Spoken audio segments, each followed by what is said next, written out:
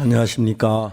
सभी को नमस्ते। 하나님 은혜로 이런 귀한 집회를 할 수 있어서 얼마나 감사한지. परमेश्वर के अनुग्रह से इतने मूल्यवान सेमिनार को हम कर पा रहे हैं, इसलिए मैं बहुत धन्यवादित हूँ। 제가 여러분들께 하고 싶은 많은 이야기들이 있는데 मैं आप लोगों से तो बहुत सारी बातें बोलना चाहता हूँ, 이야기의 중심은 예수 그리스도입니다. लेकिन उन सारी बातों का जो केंद्र है वो यीशु मसीह है। 사람이 죄에서 벗어나서 하나님 나라에 가기를 원합니다. बहुत सारे लोग पाप से छुटकारा पाकर स्वर्ग के राज्य में जाना चाहते हैं, 그래서 일할 수 있는 분은 오직 예수 그리스도밖에 없습니다. लेकिन उसके लिए काम कर सकने वाला केवल यीशु मसीह ही है। 저도 그런 이야기를 좀 하려고 합니다. तो आज हम थोड़ी ऐसी बातें बोलने वाले हैं। 제 12장 1절부터 14절 사이 있는 말씀을 읽겠습니다. आज निर्गमन के 12 अध्याय के 1 से लेकर 14 वचन तक हम पढ़ेंगे। 12장 1절부터 읽겠습니다. निर्गमन के 12 अध्याय के 1 वचन से मैं पढ़ूंगा। 여호와께서 애굽 땅에서 모세와 아론의 길을 가라사대 फिर यहोवा ने मिस्र देश में मूसा और हारून से कहा, 이달로 너에게 달의 시작 곧 해의 첫 달이 되게 하고 यह महीना तुम लोगों के लिए आरंभ का ठहरे, अर्थात वर्ष का पहला महीना यही ठहरे।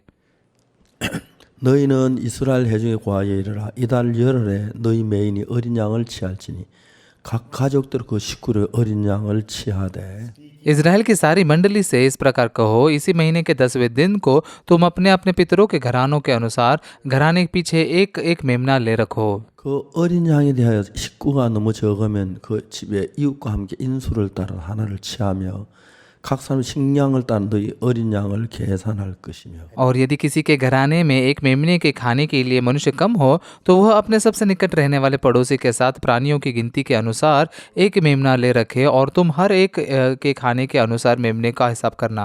양이나 염소 중에서 취하고 तुम्हारा मेमना निर्दोष और एक वर्ष का नर हो, और उसे चाहे भेड़ों से लेना या चाहे बकरियों में से। 이달 14일까지 간직하였다가 해질 때에 이스라엘 회중이 그 양을 잡고 और इस महीने के 14वें दिन तक उसे रख छोड़ना, और उस दिन गोधूली के समय इज़राइल की सारी मंडली के लोग उसे बलि करें। 또 양을 먹을 문 좌우와 좌우 설주와 임방에 바르고 तब वे उसके लहू में से कुछ लेकर जिन घरों में मेमने को खाएंगे उनके द्वार के दोनों आलंगनों और चौखटों के सिरे पर लगाए, 불에 구워 무교연과 쓴 나물과 아울러 먹되 और वे उसके मांस को उसी रात आग में भूनकर अखमीरी रोटी और कड़वे सागपात के साथ खाए। 난로나 물에 삶아서는 먹지 말고 머리와 청가와 내장을 다 불에 구워 먹고 उसके सिर, पैर और अतड़िया समेत आग में भूनकर खाना, कच्चा या जल में कुछ भी पकाकर न रख खाना।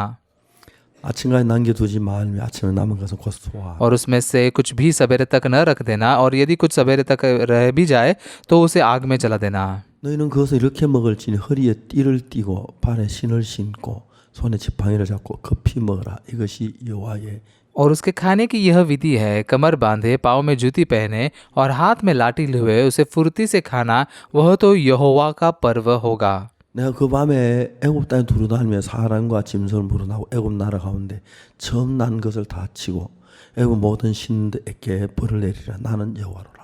क्योंकि उस रात को मैं मिस्र देश के बीच में से होकर जाऊंगा, और मिस्र देश के क्या मनुष्य क्या पशु सब के पहलौटे को मारूंगा, और मिस्र के सारे देवताओं को भी दंड दूंगा। मैं यहोवा हूँ। 땅을 칠 때 그 피가 너희의 거하는 집에 있어 너희를 위해 표적이 될지라. 내가 피를 볼 때 너희를 넘어가리니 재앙이 너희에게 내려멸하지 않. और जिन घरों में तुम रहोगे उन पर वह लहू तुम्हारे लिए चिन्ह ठहरेगा, अर्थात मैं उस लहू को देखकर तुमको छोड़ जाऊंगा, और जब मैं मिस्र देश के लोगों को मारूंगा तब वह विपत्ति तुम पर न पड़ेगी और तुम नष्ट न होगे। 기념하 여호와의 절기를 삼아 영원한 규례대로 대대로 지키지. और वह दिन तुमको स्मरण दिलाने वाला ठहरेगा, और तुम उसको यहोवा के लिए पर्व करके मानना। वह दिन तुम्हारी पीढ़ियों में सदा की विधि जानकर पर्व माना जाए। 여러분 저는 1962년도에 성경책을 읽다가 예수님의 피로 내 죄가 씻어진 걸 성경 확실히 알게 됐습니다. 1962 में बाइबल पढ़ते हुए मैंने एक बात को बहुत सटीकता से जान ली कि कैसे यीशु मसीह के लहू से मेरे पाप धोए गए हैं। 그런데 저는 생각을 했습니다. और उसके बाद में मैंने सोचा, 하나님이 인간에게 뭘 해주고 싶으실까? परमेश्वर मनुष्य के लिए क्या करना चाहता होगा। 예수님이 십자가에서 우리 죄를 못 박이 죽어 우리 죄를 사했는데 그걸 깨닫지 못한 그걸 전하기로. यीशु क्रूस पर हमारे पापों के लिए मारा गया है, लेकिन बहुत सारे लोग इसे नहीं जानते, तो वो इसे प्रचार करना चाहता होगा। 잘 모르겠지만 그 일을 했으면 하나님 기뻐하실 거란 마음이 들어. तो मुझे तो पता नहीं था कि मैं कैसे काम करूं, लेकिन ये काम करने से परमेश्वर प्रसन्न होगा, ये जान सका। 학교를 갈 수도 길을 열어주시고. और परमेश्वर ने मुझे मिशनरी स्कूल में जाने के लिए भी मार्ग खोला। 끌어주셨습니다. और मुझे वहाँ से पर चलाया। 제 아들이 1974년에 태어났습니다. 1974 में मेरा बेटा पैदा हुआ। 우리 집은 그 연대를 정확히 지킵니다. मेरे परिवार में जो साल होता है उसे बहुत ही सटीकता से पालन करते हैं। 저는 1944년생이고 मैं 1944 में पैदा हुआ 아들은 74년생이고 और मेरा बेटा जो है 1974 में पैदा हुआ 나는 2004년생입니다. और फिर मेरा पोता जो है वो 2004 में पैदा हुआ। 30 सालों का ऐसा फर्क है बराबर। 7월생입니다. और हम सब के सब जुलाई में पैदा हुए हैं। 정확히 지켰습니다. हमने वादा बहुत ही पक्का पालन किया है। 제 아들이 태어나는 74년 तो 1974 में जब मेरा बेटा जन्मा 그리고 그 해에 아버지께서 세상을 떠나셨습니다. उसी साल में मेरे पिताजी गुजर गए, दुनिया छोड़ के गए। 제가 아버지가 세상 떠나신 그날 तो जिस दिन मेरे पिताजी इस दुनिया को छोड़कर चले गए 아침부터 많은 문상객들이 와서 하루 종일 있었습니다. सुबह से बहुत सारे मेहमान आए थे और मुझे वहाँ पर पूरे दिन भर रहना पड़ा। 1시가 돼서 문상객들이 다 이제 끊어졌고 रात को 11 बजे सारे मेहमान फिर चले गए। 밖에 나가서 뒤뜰에 갔습니다. तो फिर बाहर गया और पीछे के आंगन में चला गया। 별들이 막 반짝반짝 비치는 깜깜한 밤인데 आसमान में तारे चमक रहे थे, बहुत ही अंधेरी भरी रात थी। 상복을 입었으니까 아무 땅바닥에 무릎을 꿇고 मैंने तो अंतिम संस्कार के वो वस्त्र पहने थे, इसलिए जमीन पर ही मैं घुटने भी टेक सका। 내 마음에 하나님께 그렇게 감사해 본 적이 없었습니다. मेरे मन में मैं परमेश्वर के प्रति इतना कभी धन्यवादित हुआ नहीं था। 하나님 감사합니다. परमेश्वर धन्यवाद। 아버지가 돌아가셨는데 मेरे पिताजी गुजर गए थे। 형님은 일본에 가고 안 계셨어요. मेरा बड़ा भाई जापान में गया था और कोरिया में नहीं था। 아버지 임종을 보지 못하셨어요. मेरा भाई मेरे पिताजी के गुजर जाने के बाद मैं उन्हें देख भी नहीं सका। 형님은 막 그렇게 우시는 거예요. बड़ा भाई बहुत ही ज्यादा रो रहा था। 아, 불효자다. मैं बहुत बुरा बेटा हूँ, बहुत बुरा बेटा हूँ। 제 형님한테는 이야기를 안 했지만 तो मैंने भले बड़े भाई को नहीं बताया, लेकिन 형님 내가 불효자다 하실 때마다 나는 속으로 형님 난 효자입니다. 난 효자입니다. 그랬어요. तो जब मेरा बड़ा भाई कह रहा था कि मैं एक बुरा बेटा हूँ, बुरा बेटा हूँ, तब मैं मेरे मन में कह रहा था कि मैं एक अच्छा बेटा हूँ, अच्छा बेटा हूँ। 아버지가 돌아가실 때 연세가 1원이셨어요. जब मेरे पिताजी गुजर गए उनकी उम्र 70 साल की थी 제가 죄 사함을 받고 나서 और मैंने पापों की क्षमा पाने के बाद में 아버지는 누구보다도 우리를 사랑하셨어요. हमारे पिताजी जो थे ना, वो हमें किसी से भी ज्यादा प्यार करते थे। 대한 이야기를 뭐 어떻게 사는 다 이야기할 수 없지만 तो मतलब मेरे पिताजी के बारे में तो सारी बातें तो मैं नहीं बोल सकता। 제가 이제 복음 전도자가 됐고 और फिर मैं एक सुसमाचार प्रचारक बन गया। 사람에게 복음을 전했어요. बहुत सारे लोगों को मैंने सुसमाचार प्रचार किया, 근데 잊을 수 없는 몇몇 분들이 있는데 लेकिन उनके बीच में से ऐसे कुछ लोग हैं जिनको मैं कभी नहीं भूल सकता। 한 분은 제가 구원받고 처음으로 복음을 구원받은 모친이 있었어요. एक ऐसी बुजुर्ग औरत थी जिनको मैंने उद्धार पाने के बाद पहली बार सुसमाचार प्रचार किया। 국동의 손을순 자매님. अब कोकदोंग के बहन सोन उल्सन हैं। 저보다 나이가 한 24살 더 많으셨는데 उनकी उम्र मुझसे 24 साल ज्यादा थी। 정말 그분이 내가 처음 복음을 구원받아 너무너무 기쁘고 तो सच में मेरे सुसमाचार प्रचार करने से पहली बार उन्होंने सुनकर इसे उद्धार पाए व्यक्ति थे, तो मैं बहुत खुश था, धन्यवाद था। 넘으셨는데 वो तो 10 साल पहले ही गुजर चुके हैं, 그분이 내게 준 기쁨 너무너무 컸어요. लेकिन जो खुशी वो उन्होंने मुझे दी बहुत बड़ी थी। 제가 선교학교에 있으면서 제일 중요한 복음을 이제 구원받는 사람이 일어나야 하는데 तो मैं जब मिशनरी स्कूल में था, मैं चाहता था कि मैं सुसमाचार प्रचार कर लोग उद्धार पाए, 도 없었어요. लेकिन एक भी नहीं था। 한 번은 어제 얌전한 청년을 만나가지고 एक दिन मैं एक बहुत ही शांत जवान लड़के से मिला। 토요일 오후 내내 복음 이야기를 했어요. पूरी शनिवार की दोपहर भर मैंने सुसमाचार के बारे में बताया, 받고 लेकिन उसने उद्धार नहीं पाया, वो बस ऐसे ही चला गया। 그 이튿날 아침에 예배인데 और अगले दिन सुबह सभा का समय था 간증하는 시간 이 청년이 앞에 나가는 거예요. और गवाही के समय में ये लड़का आगे गया। 내가 어제 내 집에 가서 생각도 재산 받았구나 싶어 막 기뻤어요. तो मैं खुश हुआ कि हाँ मैंने प्रचार करने के बाद मैं शायद से घर जाकर बहुत सोचा इसने इसलिए उद्धार पा लिया। 나와서 간증하기를 तो भाई ने आकर क्या गवाही दी, 어제 박옥수 형제한테 4시간 동안 말씀을 들었다. कल मैं ओक्सू पार्क भाई से 4 घंटे तक वचन सुना हूँ। 골치만 아프고 무슨 말인지 아무도 못 알아듣겠다. बस सर दर्द हो रहा था, क्या कह रहा है कुछ समझ में भी नहीं आ रहा था। 돌아가다가 घर वापस जाते जाते 형제를 찾아갔는데 एक दूसरे भाई से मैं मिला 만에 구원을 받았다. और 5 मिनट में मैंने उद्धार पाया। 얼마나 미운지 मुझे बहुत नफरत हो रही थी। 정말 저는 한 사람을 복음으로 인도하고 싶었어요. सच में मैं एक व्यक्ति को तो सुसमाचार की ओर चलाना चाहता था, 국도에 가서 손을 쓴 못 치는 그 자매님에게 복음을 전했나. लेकिन मैंने आप कोकतोंग में जाके सोन ओल्सन ये बहन को सुसमाचार प्रचार किया। 정말 내가 한 평생 잊을 수 없을 정도로 वो ऐसे है कि जिनको मैं जिंदगी भर नहीं भूल सकता। 고 उन्होंने उद्धार पाया और बदलाव पाया। 오늘 참 많은 사람이 구원을 받아. उनके द्वारा बहुत सारे लोगों ने उद्धार पाया। 그 다음에 이제 제가 복음을 전한 분이 और उसके बाद में जिनको मैंने सुसमाचार प्रचार किया 대통령도 여러 번 구원을 받으셨고 तो उनमें से बहुत सारे ऐसे राष्ट्रपतियों ने भी उद्धार पाया, 또 구원을 받으셨고 राजाओं ने भी उद्धार पाया, 많이 구원을 बहुत सारे पास्टर लोगों ने उद्धार पाया। 할 수 없죠. ऐसे बहुत मैं गिन नहीं सकता, 아버지입니다. लेकिन सबसे ज्यादा जिनको याद रखता हूँ वो मेरे पिताजी हैं। 하나님께서 아버지께 복음을 전하려고 제가 한 번씩 고향에 가면 तो जब मैं मेरे पिताजी को सुसमाचार प्रचार करने के लिए कभी कभार गाँव जाता था तो वो यूँ कहते थे, 늘 믿으면서 걱정하지 마라. 나 예수 믿는다. पिताजी कहते थे चिंता मत करो मैं यीशु पर विश्वास करूंगा, 내년 봄에 믿으신대요. अगले साल के वसंत ऋतु में विश्वास करूंगा। 내년 봄까지 가십니까? क्यों पिताजी अगले साल के वसंत ऋतु तक रुकते हैं? 봄에 친구 회갑인데 नहीं, अगले साल के वसंत ऋतु में मेरे दोस्त के 60वां जन्मदिन है। 야라서 हम तो बचपन से दोस्त थे, 회갑에 내가 안 가면 요거도 먹는다. तो इसलिए अगर मैं उसके जन्मदिन की पार्टी में नहीं जाऊंगा तो मैं गाली सुनूंगा। 술 한 잔 마시고 तो वहाँ जाकर शराब पीकर 주고 उसको बधाई देकर 얘네 술당 끊고 और उसके बाद मैं शराब भी छोड़ दूंगा और यीशु पर विश्वास करूंगा। 거짓말 못할 수 없어. तो पिताजी के लिए मैं कुछ नहीं कर पाता था। 봄에 가면 가을로 넘어가는 거예요. तो जब मैं वसंत ऋतु में जाता था तो वो कहते अगले पतझड़ में। 가을로 가시면 तो पतझड़ में क्यों पिताजी अभी? 그래 친구 며느리 보는데 नहीं, अगले पतझड़ में मेरे दोस्त के बेटी की शादी है, 근데 मुझे जाना ही पड़ेगा। 친구들이 그렇게 좋으셨어요. तो पिताजी को उनके दोस्त इतने बहुत पसंद थे, 진짜 친구가 그 시비 너무 좋으셨어요. तो सच में दोस्तों के साथ में उनका नाता बहुत अच्छा था। 이게 10년이 지났어요. तो इसलिए इस प्रकार से 10 साल बीत गए। 아버지는 고향에서 형님이 모시고 있었는데 तो मेरे पिताजी गांव में बड़े भाई के साथ में रहते थे। 저 옛날에 살던 집 아주 낡은 시골 초가집이었는데 हम जो रहते थे घर में वो पुराना गांव में छोटा सा ऐसा एक घर था। 우리 집이 초가집인데 그 집을 바꾸고 싶어요. मेरे बड़े भाई हमारा जो घर जो झोपड़ी के समान था उससे बदलना चाहते थे। 일본에서 삼촌이 오셨는데 एक दिन जापान से मेरे चाचा जी आए थे।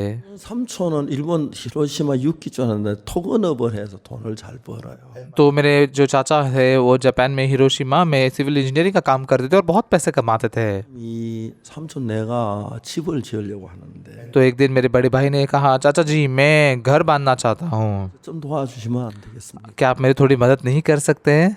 아 삼촌이 일본 사실 완전 일본식이 됐어요. तो मेरे चाचा जापान में रहकर पूरे जापानीज जैसे बन गए थे। 보통 한국 사람 그래 그러냐 내가 뭐 많이 뭐 좀 도와줄게 좀 도와주는데 तो कोरियन लोग क्या कहते हैं, हाँ ठीक है ऐसा है क्या, मैं ज़्यादा तो नहीं थोड़ी बहुत मदद करूँगा। 삼촌은 안 그러셨어요. लेकिन मेरे जापान के चाचा जी ने ऐसा नहीं कहा, 너 못 도와준다. नहीं मैं तेरी मदद नहीं कर सकता।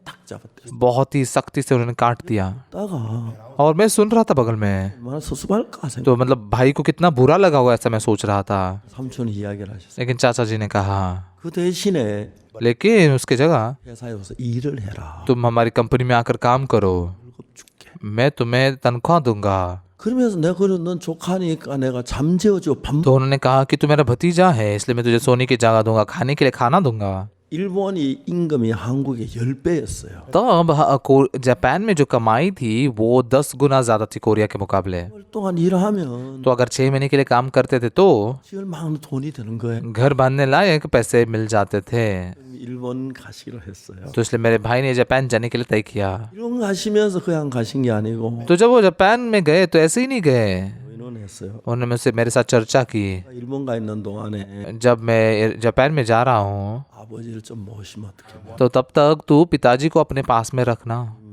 좋습니다. मैंने कहा हाँ भाई ठीक है, अच्छा है। 언제 아버지를 한번 모셔보겠습니까? कब मैं मेरे पिताजी के साथ में रह पाऊंगा? 그때 이제 막 대구 교회를 시작해서 방도 허술하고 뭐 여러 어렵긴 하지만 तो मतलब उस समय में हमने देगू में बस चर्च की शुरुआत की थी, कमरा भी इतना ज़्यादा नहीं थे, ऐसे बहुत मुश्किल थी। 좀 모시고 싶습니다. लेकिन मैं पिताजी के साथ में थोड़ा रहना चाहता था। 저희 집에 오셨어요. और फिर पिताजी मेरे घर पर आए। 대구 파동에 있는 देगू में फादोंग की जगह पर 중국집 2층 चाइनीज एक रेस्टोरेंट की दूसरी मंजिल पर यह था। 교회가 있었는데 तो वहाँ पर हमारा छोटा सा चर्च था। 아버지를 이제 모시게 됐어요. तो पिताजी को मैं वहाँ पर हमारे साथ में रखने लगा। 아버지가 이제 같이 있으면서 아버지 건강을 좀 더 자세히 알게 됐는데 तो पिताजी के साथ में रहते हुए उनकी सेहत के बारे में थोड़ा और विस्तार से जान सका। 우리가 위궤양으로 इ제 그 위에 산이 막 나오니까 위벽이 얇아졌어요. तो मेरे पिताजी को पेट का अल्सर हुआ था, उनके पेट से ऐसे एसिड निकलते थे जिन्हें उनके पेट की जो दीवार थी उसको बहुत पतला बना दिया था। 많이 일어났어요. इसलिए उनके पेट के अंदर बहुत ही खून बहता था। 오늘 제 보면 जब उनका हेमोग्लोबिन जांचा जाता था 8.5 8.5 ऐसा होता था। 적으로 보통 이제 좋은 사람은 해모를 14가 제일 좋아. आमतौर पर हेमोग्लोबिन अच्छा होने की मात्रा 13 होती है, 8.5 लेकिन 8.5 나쁠 때는 6까지 내려갈 때 있어요. मतलब और खराब होती थी, तब 6 तक गिर जाता था। 수혈을 좀 해드렸어요. तब उनको खून चढ़ाना पड़ता था। 그래서 제가 볼 때 아버지 오래도 못 사실 것 같은 마음이 들었어요. तो इसलिए मेरे पिताजी को देखते हुए ऐसा मन आया कि ये ज्यादा लंबा समय जी नहीं पाएंगे। 나이 많으신 아버지가 돌아가신다면 तो अगर मेरे बुजुर्ग पिताजी गुजर जाते हैं तो 아무 문제도 없는데 तो मतलब कुछ समस्या है ही नहीं। 내 사함을 받지 못하고 가신다면 लेकिन अगर वो पापों की क्षमा पाए बगैर गुजरते हैं तो 평생 내 마음에 맺힐 것 같은 거예요. जिंदगी भर ये बात मेरे मन में अटकी रह जाएगी। 그래서 그때 아버지 우리 집에 6개월 동안 계신 게 그게 너무 고마웠어요. तो इसलिए उस समय 6 महीने के लिए पिताजी मेरे घर पर थे, इस बात के लिए बहुत धन्यवाद था। 아버지가 더 오래 사실 수 없는 것 같았어요. तो एक दिन ऐसा लगा कि पिताजी और ज्यादा जी नहीं पाएंगे, 칠까 싶었어요. कुछ महीने तो ही जिंदा रह पाएंगे ऐसा लगा। 아버지를 모시면서 और पिताजी के साथ में रहते हुए 목사인데 मैं पास्टर हूँ, 살아가시지 못한다면 그 내가 얼마나 내 가슴이 아플까 싶어요. तो अगर वो स्वर्ग में नहीं जा पाएंगे तो मेरे मन में कितना दर्द होगा। 아버지가 잘 받아들이질 않으셨어요. लेकिन पिताजी बातों को स्वीकार नहीं कर रहे थे। 마음이 어떻게 할 바를 몰랐어요. तो मुझे नहीं पता था मैं क्या करूं उनके मन के लिए। 날인데 अगला दिन था, 아버지가 아침인데 저를 불렀어요. सुबह सुबह का समय था और पिताजी ने मुझे बुलाया। 제 딸 아이의 이름이 은숙인데 अब मेरी बेटी का नाम उनसुक है। 제가 방에 저를 부르실 때는 तो जब मेरे पिताजी मुझे बुलाते थे, 은숙이 애비 밖에 있나 그렇게 부르셨어요. उनसुक के पिताजी बाहर हो क्या ऐसे बुलाते थे। 네 아버지. मैंने कहा हाँ पिताजी। 아버지 방에 들어갔어요. तो मैं पिताजी के कमरे में गया। 아버지 그날 누워 계시다가 उस दिन पिताजी ऐसे लेटे हुए थे 들어가니까 और जब मैं अंदर गया 앉으셨어요. तो उठकर वो बैठ गए 무언가 이야기를 하시려고 일어나 앉으셨는데 और मतलब कुछ तो बोलने के लिए वो ऐसे उठे थे 왁 하시더니 और फिर उन्होंने उल्टी की। 깜짝 놀랐어요. आश्चर्यचकित हो गया मैं। 입에서 피를 토하시는 거예요. उनके मुंह से वो खून की उल्टी करने लग गए। 생전 그런 걸 처음 봤어요. जिंदगी में पहली बार ऐसा देख रहा था मैं। 얼마나 놀랐는지 몰라요. कितना मैं आश्चर्यचकित हो गया। 엉엉 울고 तो मेरी पत्नी बहुत रो रही थी। 그래서 그 장면을 보고 아버지하고 저하고 제 아내하고 셋이 똑같은 생각을 해요. तो वो दृश्य को देखकर मेरे पिताजी, मैं और मेरी पत्नी, हम तीनों ने एक ही बात सोची। 이게 우리 아버지 마지막이구나. ये मेरे पिताजी का आखिरी समय है, यही बात सोची हमने। 제 아내 엉엉 울면서 피를 다 닦아냈어요. मेरी पत्नी बहुत रो रही थी और उसने खून को साफ किया 새 요에다가 아버지가 시신을 눕혀드렸어요. और पिताजी को एक नई बेडशीट डालकर वहाँ पर लिटा दिया 그리고 할 말이 없는 거예요. और फिर बोलने के लिए कुछ था ही नहीं। 아버지께 물었습니다. 아버지 괜찮습니까? मैंने पिताजी से पूछा, पिताजी आप ठीक हो ना? 그래 괜찮다. हाँ ठीक हूँ मैं।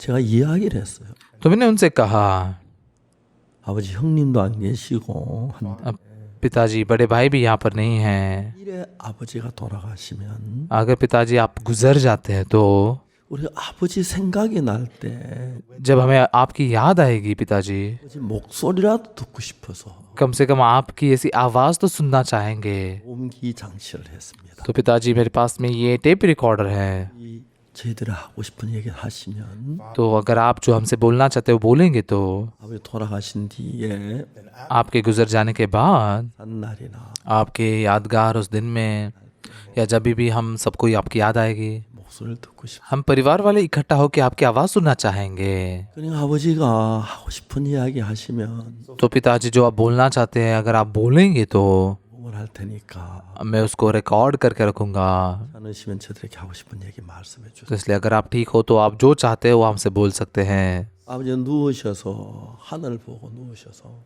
तो पिताजी लेट कर ऐसे आसमान की ओर देख रहे थे। 딱 मैंने कहा ठीक है, अच्छी बात है, 안 그래 너희들에게 하고 싶은 이야기가 있다. मैं भी तुम लोगों से बहुत कुछ बोलना चाहता हूँ। 1시간 동안 पिताजी 1 घंटे के लिए 우리가 몰랐던 여러 가지 이야기도 하시고 마음의 이야기를 다 하셨어요. उन्हें कई सारी ऐसी बातें बोली जो हम नहीं जानते थे, उनकी मन की बातें सब बोल दी। 유언이죠. तो फिर वो तो उनके आखिरी शब्द थे ना, 다 마쳤어요. तो सारी चीज़ें फिर ख़त्म हो गई। 하게 하시는 말씀이 आखिर में उन्होंने क्या कहा, 만일에 내가 죽거든 अगर मैं मरूंगा 뭐 재산이나 땅 몇 마지기 뭐 집 있고 이런 거 가지고 서로 다투지 마라. हमारी थोड़ी बहुत जो संपत्ति है, घर है, ज़मीन है, उसके लिए तुम झगड़ा मत करना। 그리고 내 몸에 옷을 갈아입힐 사람은 서당 마을에 김 씨를 불러라. और फिर मेरे शरीर पर ऐसे कपड़े पहनाने वाला जो है ये इस गांव के मिस्टर किम, इनको बुलाओ। 사람은 내가 어릴 때 잘 돌봐줬기에 나를 만지고 더럽다고 안 할 거다. तो बचपन से मैंने उनकी बहुत देखभाल की है, इसलिए वो मुझे छूते हुए गंदा नहीं मानेंगे। 당신은 뒷골에 너 어머니 산소 그 아주 자리가 좋다. 그 옆에 하면 된다. और फिर मुझे गाड़ने के लिए वहाँ पर पहाड़ के पीछे तुम्हारे माँ के कब्र के नज़दीक में अच्छी जगह वहाँ पर गाड़ देना। 유언을 마치셨어요. इस प्रकार से उन्होंने उनके आखिरी शब्द खत्म किए। 제가 조심스럽게 아버지께 질문을 했어요. मैंने बहुत सावधानी से पिताजी से एक सवाल पूछा, 아버지 만일에 아버지가 돌아가시면 पिताजी अगर आप गुजर जाओगे तो 아버지 말씀하신 그대로 아버지를 모시겠습니다. जैसा आपने कहा है बिल्कुल वैसा ही आपके साथ में करेंगे। 우리가 그렇게 모시겠는데 पिताजी आपके शरीर के साथ तो हम बिल्कुल ऐसा ही करेंगे। 아버지 영혼은 어디로 가시겠습니까? पिताजी आपका आत्मा कहाँ जाएगा? 아버지가 두려워 떠시더라고요. तो पिताजी डर के मारे थरथरा रहे थे। 한참 동안 말이 없으시다가 बहुत लंबे समय के लिए कुछ नहीं बोल पाए 한숨을 후 하고 내쉬고 और फिर ऐसे सांस बाहर निकाले। 내가 하늘나라에 가고 싶다. मैं स्वर्ग में जाना चाहता हूँ, 근데 लेकिन 그런데 늦었다. बहुत देर हो चुकी है। 공로가 있어야 하늘나라에 가지. मेरे कुछ अच्छे कर्म तो होने चाहिए, तभी मैं स्वर्ग के राज्य में जा सकता हूँ। 저는 그때 너무너무 눈물겹게 가면서 한 तो उस समय में बहुत ही ज्यादा धन्यवाद हुआ कि आंखों से आंसू निकल आए 하늘나라에는 우리 행위로 가는 게 아니에요. कि स्वर्ग के राज्य में हम हमारे कर्मों से नहीं जाते, 하나님의 은혜로 परमेश्वर के अनुग्रह से, 피로 하늘나라 가는 거죠. यीशु के लहू से स्वर्ग के राज्य में जाते हैं। 감사했던 게 दूसरी बात जिसके लिए मैं धन्यवादित था 목사가 돼서 कि मैं एक पास्टर बना हूँ। 그래서 잘 이야기할 수 그게 너무 좋았어. स्वर्ग में जाने के विषय में बहुत अच्छे से बता सकता हूँ, इसके प्रति मैं बहुत खुश था। 아버지가 그 누워 계시게 하고 तो पिताजी बस लेटे हुए थे 2시간 가까이 और लगभग 2 घंटे के लिए 내가 복음을 전했습니다. मैंने पिताजी को सुसमाचार प्रचार किया। 아버지, 우리는 우리가 선하리라 공로로 하늘나라 가는 게 아닙니다. पिताजी, हम हमारे कुछ अच्छे और भले कामों से स्वर्ग में नहीं जाते हैं। 내가 있기 때문에 हम में सब में पाप है, 받아야 하는데 इसलिए हमने नाश ही होना चाहिए था। 예수님의 그 십자가의 피로 우리 죄를 사했기 때문에 लेकिन यीशु मसीह के लहू ने, क्रूस पर बहाए लहू ने हमारे पापों को धोया। 그로 말미암아 죄 사함 받는 그 이야기를 자세히 설명을 했어요. इसलिए विश्वास के द्वारा हम पापों की क्षमा पाते हैं। इस बात को मैंने उनको बहुत ही ध्यान से समझा कर बताया। 그것은 बहुत अद्भुत बात क्या है, 아버지가 믿으셨습니다. अस्तित्व में मेरे पिताजी ने इस बात पर विश्वास किया। 제가 막 눈물겹게 감사했어요. मेरे आंखों से आंसू निकले, इतना मैं धन्यवादित हुआ। 말로 말씀하셨어요. पिताजी अकेले बात कर रहे थे। 하나님 परमेश्वर, यीशु, 감사합니다. धन्यवाद, 모든 죄를 십자가의 피로 다 씻어주시고 मेरे सारे पापों को आपने क्रूस पर के लहू से धो दिया। 감사합니다. धन्यवाद। 혼자서 아버지 말로 이야기를 해요. तो अकेले ही पिताजी ऐसे बोल रहे थे। 너무 아버지의 죄 사함 받고는 기뻤어요. तो पिताजी भी पापों की क्षमा पाकर बहुत खुश हुए। 아버지 교회 한 번도 안 와보셨지만 पिताजी एक बार भी चर्च नहीं गए थे। 대구 있을 때 우리 교회 안에서 교회에서 계셨지만 तो मतलब मैं जब देगू में था तो हम चर्च में ही थे, तो वो चर्च में ही रह रहे थे। 아버지가 변하시는 거예요. लेकिन उस दिन से मेरे पिताजी बदल गए। 전에 하지 않는 말씀. जिंदगी में ऐसी बातें कभी नहीं बोली थी, वैसी बातें बोलने लगे। 세상을 떠나실 때 고향에 떠나시기 좋을 것 같다. पिताजी के मरते समय अगर वो गांव में गुजर जाए तो बहुत अच्छा रहेगा। इसलिए 술 하나 빌려가지고 아버지 고향으로 모셨습니다. तो इसलिए हमने एक एम्बुलेंस किराए पे ली और हमारे पिताजी को गांव ले गए।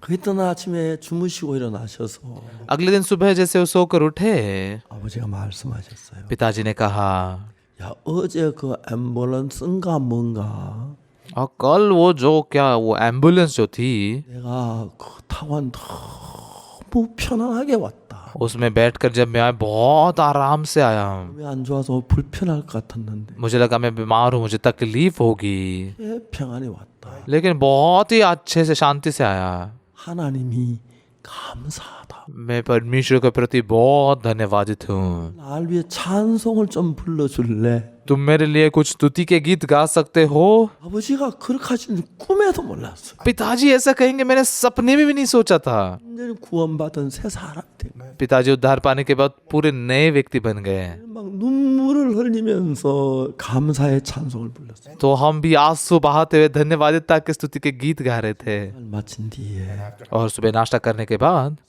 मेरे पिताजी ने कहा, 누구 이름을 하면서 और ये कुछ लोगों का नाम उन्होंने लिया। 내가 죽기 전에 보고 싶은 좀 오라 그래라. मैं मरने से पहले उनसे मिलना चाहता, थोड़ा उनको बुलाओ। 친구들을 모시고 왔습니다. तो इसलिए मैं मेरे पिताजी के दोस्तों को लेकर आया। 누워서 말씀하셨습니다. पिताजी लेट कर बातें कर रहे थे। 너희들 그 술상 좀 차릴 수 있냐?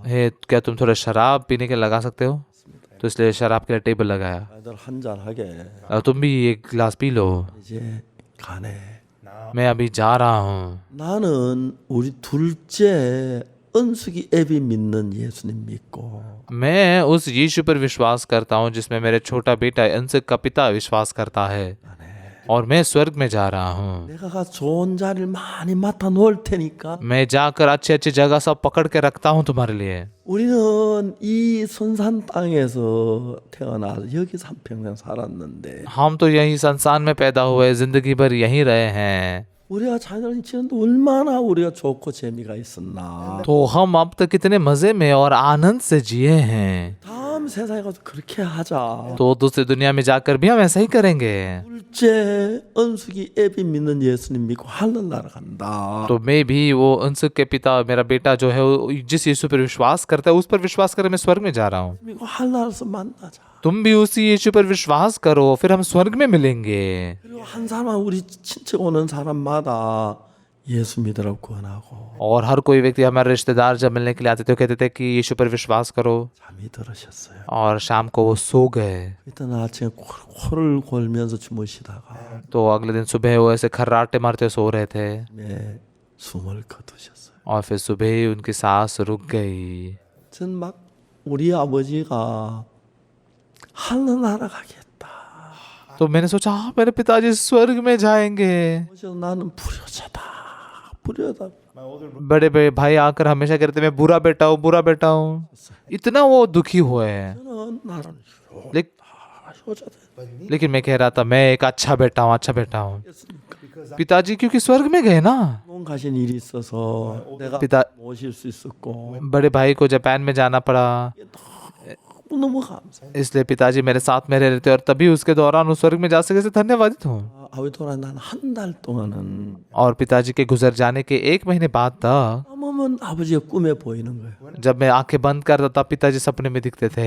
하늘나라 가서 감사하지만 पिताजी स्वर्ग में गए इसलिए धन्यवादित तो मैं हुआ, 정말 섭섭하고 그랬어요. लेकिन पिताजी को सपने में देख के बहुत बुरा लगता था। 지난 뒤에 1 महीने के बाद 제가 이제 꿈에서 아버지 그만 보고 싶습니다. मैंने कहा परमेश्वर अभी मैं मेरे पिताजी को सपने में नहीं देखना चाहता। 정말 우리 아버지를 구하는 너무너무 기뻤어요. सच में मेरे पिताजी के उद्धार पाने से मैं बहुत ही खुश हुआ। 이 빈소를 만들려고 하시는데 मेरे बड़े भाई जो थे उनके लिए एक कब्र बनाना चाहते थे।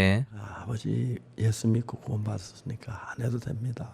मैंने कहा पिताजी यीशु पर विश्वास करके उद्धार पाए, ऐसा नहीं करेंगे तो भी चलेगा। 말씀하셨어요. बड़े भाई ने कहा 나 이거 아무 쓸모없는 것인 줄 안다. मैं जानता हूँ ये सारी चीजें बेकार की चीजें हैं, 그래서 내가 하도 불효해서 लेकिन मैं एक बहुत ही बुरा बेटा ऐसा दिख रहा हूँ, इसलिए बहुत तकलीफ में हूँ।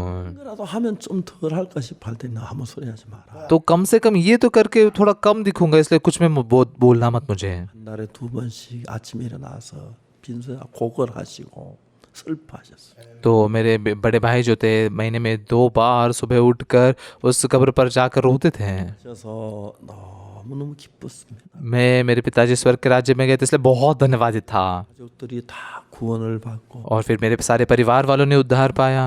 작은 아버지, 작은 엄마 구원받으시고 जापान के चाचा जी चाची वो सब उद्धार पाए, 구원받고 सारे मेरे चचेरे भाई लोग उद्धार पाए। 정말 너무너무 감사한 거예요. मैं बहुत ही धन्यवादित हूँ। 우리가 인생을 사는데 हम जब हमारे जीवन को जीते हैं 고생스러워도 잠깐이고 तो मतलब भले तकलीफ में हो फिर भी थोड़े समय के लिए है, 또 잠깐입니다. खुशी भी थोड़े समय के लिए ही है। 세상은 영원하기 때문에 वो अगली जो दुनिया है वो तो अनंतकालिक है। 우리가 죄 사함을 받지 못하고 간다면 अगर सच में हम बिना पापों की क्षमा पाए अगर जाते हैं तो 진짜로 우리 죄를 다 사해 줬는데 यीशु ने तो मुफ्त में ही हमारे सारे पापों को धो दिया है। 라고 한다면 अगर लेकिन हम अपने आप को पापी कहते हैं 얼마나 마음이 아파하시겠습니까? तो यीशु के मन में कितना दर्द होता होगा।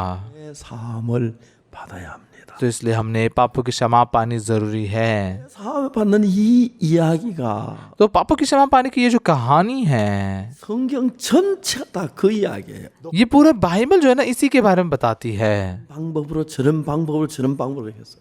लेकिन इस तरीके से उस तरीके से वैसे वैसे बताया गया है। 우리는 출애굽기 12장 6월절에 관한 이야기를 했어요. आज हम निर्गमन के 12 अध्याय के फसह के पर्व के बारे में बात कर रहे हैं। 한번 읽어볼 때 들어보세요. तो यहाँ पर जब हम पढ़ते हैं आप थोड़ा सुनिए। 출애굽기 12장 1절부터 보면은 निर्गमन के 12 अध्याय के 1 वचन से देखते हैं तो 여호와께서 애굽 땅에서 모세와 아론에게 일러 가라사대. फिर यहोवा ने मिस्र देश में मूसा और हारून से कहा। 2절 वचन 2 달의 시작 곧 해 첫 달이 되게 하고 यह महीना तुम लोगों के लिए आरंभ का ठहरे अर्थात वर्ष का पहला महीना यही ठहरे। 3 वचन 너희 이스라엘 회중에게 고하여 이르라 이달 열흘에 너희 매인이 어린 양을 취할지니 각 가족들 식구를 어린 양을 취하되 इज़राइल की सारी मंडली से इस प्रकार कहो, इसी महीने के 10वें दिन को तुम अपने अपने पितरों के घरानों के अनुसार घराने पीछे एक एक मेमना ले रखो। 12장 1절에서 14절까지 निर्गमन के 12 अध्याय के 1 से लेकर 14 वचन तक 어린 양입니다. इसका शीर्षक क्या है? मेमना। 4절 4 वचन 그 어린 양에 대하여 식구가 너무 적으면 그 집 이웃과 함께 인수를 따라 하나를 취하며 각 사람 식량을 따라 너희 어린 양을 계산할 것이며 और यदि किसी के घराने में एक मेमने के खाने के लिए मनुष्य कम हो तो वो अपने सबसे निकट रहने वाले पड़ोसी के साथ प्राणियों की गिनती के अनुसार एक मेमना ले रखे और तुम हर एक के खाने के अनुसार मेमने का हिसाब करना। 5 वचन 그 어린 양은 허먹고 1년 된 수컷으로 하되 양이나 염소 중에서 취하고 तुम्हारा मेमना निर्दोष और 1 वर्ष का नर हो और जो से चाहे भेड़ों में से लेना या चाहे बकरियों में से लेना। 6 वचन। 이달 14일까지 간 지가 해질 때에 온 회중이 이스라엘 온 회중이 그 양을 잡고 और इस महीने के 14वें दिन तक उसे रख छोड़ना और उस दिन गोधूली के समय इजराइल की सारी मंडली के लोग उसे बलि करें। 가는 이야기인데 तो ये फसह के पर्व के बारे में लिखा गया है। 절이란 말은 तो फसह के पर्व का मतलब क्या है? 지나간다. मतलब ऐसे पार कर जाना, 지나간다는 뜻이에요. मतलब पार करना। 뭐가 지나가냐? क्या पार करके जाएगा? 우주가 श्राप, 멸망이 नाश 왔다가 वो मेरे पर आया, 이렇게 나를 피해서 लेकिन मुझे टाल कर, 지나가 버린. मुझे लांग कर चला गया। 죽이지 않고 मतलब मुझे नहीं मार के, 넘어서 죽어 너 건너가는. मुझे लांग कर वो चला गया। 그 죽음의 사자가 칼을 들고 तो मृत्यु का दूत तलवार लेकर 이스라엘 백성이나 애굽 백성 할거 지침마다 가 장자를 칼로 찔러 죽이는데 मिस्र के हर एक घर में जाकर वहां के जो पहलौठ थे सबको मार डाल रहा था। 천사가 사망의 천사와 피할 수 있는 방법이 뭐냐? तो फिर वो जो मृत्यु का दूत आता है तो उसको टालने का तरीका क्या है? 여러분 이 이야기는 ये जो कहानी है, 죄로 말미 멸망을 받아야 할 우리에게는 아주 중대한 이야기입니다. हम जो पाप के कारण नाश होने वाले थे हमारे लिए बहुत ही महत्वपूर्ण कहानी है। 그 죽음의 사자가 तो वो मृत्यु का दूत जो है 전역을 휘두르면서 पूरे मिस्र भर में घूमते हुए 죽이는데 वो लोगों को मारता है 들고 और तलवार लेकर। लेकिन 여기에 이제 그 사람을 살리는 주제가 लेकिन यहाँ पर लोगों को बचाने वाली चीज वो क्या है? 어린 양이라는 것입니다. वो है मेमना। 어린 양을 미리 정해 준비했다가 तो मेमने को पहले तय करके तैयार करके रखे 14일 पहले महीने के 14वें दिन, 그 1월 14일 저녁 해질 때에 पहले महीने के 14वें दिन में जब सूरज ढलेगा 어린 양을 잡아서 तो उस मेमने को मारकर 양의 피를 가지고 받아서 महत्वपूर्ण बात के उस मेमने का लहू लेकर 헐주와 임방에 발라라. दरवाजे के अलांगनों और चौखटों पर लगाया जाएगा। 그리고 और फिर 안에 들어가서 उस कमरे में रहकर 고기를 먹어라. उस मेमने के मांस को खाना, 허리에 띠를 띠고 कमर में कमरबंद बांधकर, 신을 신고 पैरों में जूते पहनकर, 잡고 हाथ में छड़ी पकड़कर 떠날 준비를 하면서 फुर्ती से जाने की तैयारी करते हुए 고기를 먹어라. उस मेमने के मांस को खाना। 말씀하시기를 तो इसलिए परमेश्वर कहता है 내가 그 밤에 उस रात को मैं 땅에 두루 다니면서 इस मिस्र देश में पूरा घूमूंगा 나 짐승을 물어하고 और फिर मनुष्य हो या प्राणी हो 다 죽이는 처벌을 하겠다. जो कोई पहलोटे होंगे उनको मारने का दंड मैं दूंगा। 그런데 लेकिन 어린 양을 잡아가지고 피를 문설주 임방에 바른 사람들은 जो लोग उस मेमने को मार कर उसके खून को जो है आलांगन और चौखटों पर लगाते हैं, 아들을 다 죽이다가 मतलब मैं जैसे घर घर में जाकर लोगों को मारूंगा, 그다가 이제 문설주 임방에 피가 칠해진 사람은 तो जिस व्यक्ति के घर के दरवाजे के आंगन और चौखट पर खून लगाया हुआ है, 3절에 봅시다. 13 वचन में हम पढ़ेंगे, 내가 애굽 땅을 칠 때 그 피가 너희 거하는 집에서 너희에게 표적이 될지라. और जिन घरों में तुम रहोगे उन पर वह लहू तुम्हारे लिए चिन्ह ठहरेगा। 내가 피를 볼 때에 너희를 넘어가리니 अर्थात मैं उस लहू को देखकर तुमको छोड़ जाऊंगा 재앙이 너희에게 내려 멸하지 아니하리라. और वह विपत्ति तुम पर न पड़ेगी और तुम नष्ट न होगे। तो यहाँ पर 어린 양의 피가 문설주와 임방에 발라지면 ये मेमने का लहू जब अलांगन और चौखटों पर जब लगाया हुआ है, 다시 말하면 내가 저주를 받고 멸망을 받아 죽음을 दूसरे शब्द में कहे तो जो नाश और जो मृत्यु मुझ पर आनी चाहिए थी, 양이 대신에 죽고 मेरे लिए मेरी जगह पर भी मेमना मारा गया, 죽었는데 उसने लहू बहाकर वो मारा गया। 어떤 표로 और वो मेमना मारा गया उसके उसके दिखाने के लिए 그러면 ये खून को जब अलांगन और चौखट पे लगाया जाता है 그리고 죽이려고 갔다가 तो तलवार उठाकर मारने के लिए आए वो जो दूत है, 임방에 피가 칠한 집에는 जिस घर के दरवाजों के अलांगन और चौखट पे खून लगाया है, 지나가겠다. वो बस ऐसे ही पार कर जाएगा, 지나가겠다. बस ऐसे ही छोड़ देगा, उसे छोड़ देगा, पार करेगा, मतलब उसे छलांग करके जाएगा। 예, 주제는 तो यहाँ पर विषय क्या है? 착한 사람이나 악한 사람 그게 아니에요. अच्छा व्यक्ति या बुरा व्यक्ति ये विषय नहीं है। 왜냐면 정말 정직한 사람이 아니라 그게 아니고 आप सच में ईमानदार हो या नहीं ये नहीं है। 아니었거나 चर्च कितना गए हैं 했거나 या फिर दान कितने दिए हैं, 배당을 지었거나 कितना ज्यादा चर्च बांधे हैं, 전혀 상관이 없어요. इस बात का बिल्कुल भी लेना देना नहीं है। 뭐가 상관이 있느냐면 तो किस बात का लेना देना है? 양의 피가 우리를 살려요. वो मेमने का लहू हमें बचाता है। 집에는 피가 설주와 임방에 발린 거 보니까 और इस घर के दरवाजे के चौखट और आंगनों पे खून लगाया है, 집에는 피가 문에 발려져 있네. और इस घर के दरवाजे पर लहू लगाया है, 누군가 죽었어. मतलब पहले कोई तो मर चुका है, 다들 다음 집으로 가세. तो इसलिए स्वर्गदूत अगले घर में जाएंगे ऐसा कहते हैं। 피가 발려 있네. ओ इस घर पर भी खून लगाया है, 사망이 왔어. यहाँ पर पहले मृत्यु आ चुकी है, 다른 말은 यहाँ पर खून लगाया गया है, मतलब 어떤 말이야? कोई तो मर चुका है। 지나갔나?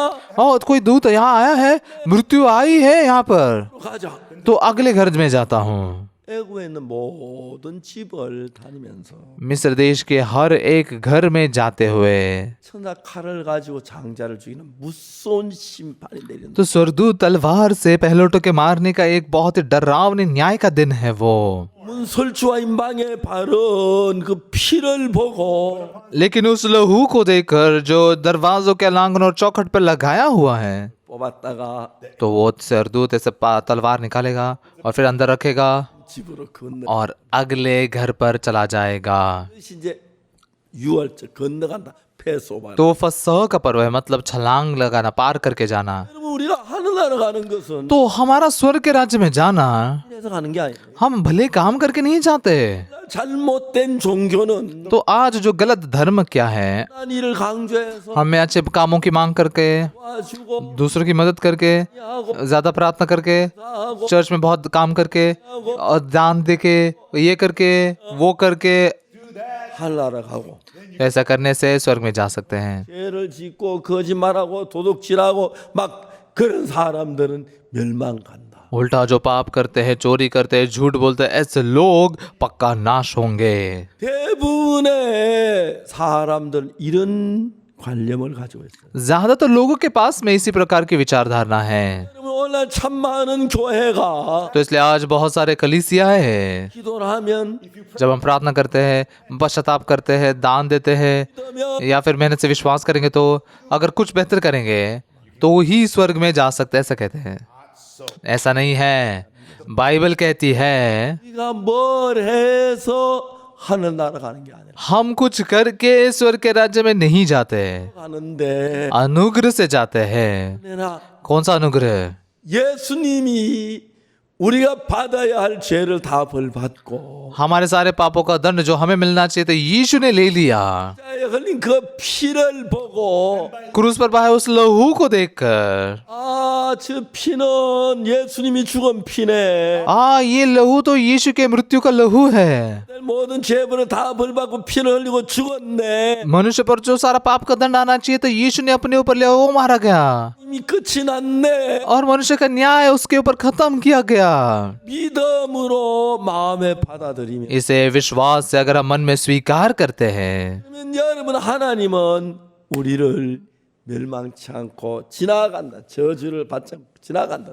तो परमेश्वर हमें नाश नहीं करता बल्कि पार करता है, श्राप नहीं देता, पार करके जाता है। 나온 것은 बहुत दुख की बात क्या है, 많은 사람들이 बहुत सारे लोग 믿는다고 하지만 परमेश्वर पर विश्वास करते कहते हुए भी 잘 몰라가지고 बाइबल की असलियत को नहीं जानते। 많이 내고 मैं दशांश ज्यादा दे के, प्रार्थना ज्यादा करके, पापों को सुलझा कर और ये करके, वो करके, प्रार्थना करके, अच्छे काम करके, ये करके, वो करके और बहुत बहुत ज्यादा ये सारी चीजें को करके 왜냐하면 क्या करते हैं, 꼬리가 있는데 तो एक तराजू है, 이쪽에 무거운 것도 하면 이렇게 기울어지죠. इस तरफ अगर मतलब ज्यादा भारी चीज है तो इस तरफ वो आता है, 없으면 이거에 지고 और इस तरफ अगर भारी होता है तो इस तरफ आता है। 아니하면 전혀 기울어져 하늘 날아가고 तो अगर मैं ज्यादा अच्छे काम करता हूँ तो इस तरफ ज्यादा होगा, मैं स्वर्ग में जाऊंगा, 지옥 가고 और बुरे काम ज्यादा करूंगा तो यहाँ पर भारी होगा और मैं नरक में जाऊंगा। 하는 사람들이 많습니다. इस प्रकार से सोचने वाले लोग बहुत सारे हैं। 성경에는 बाइबल में 사실은 이걸 통해서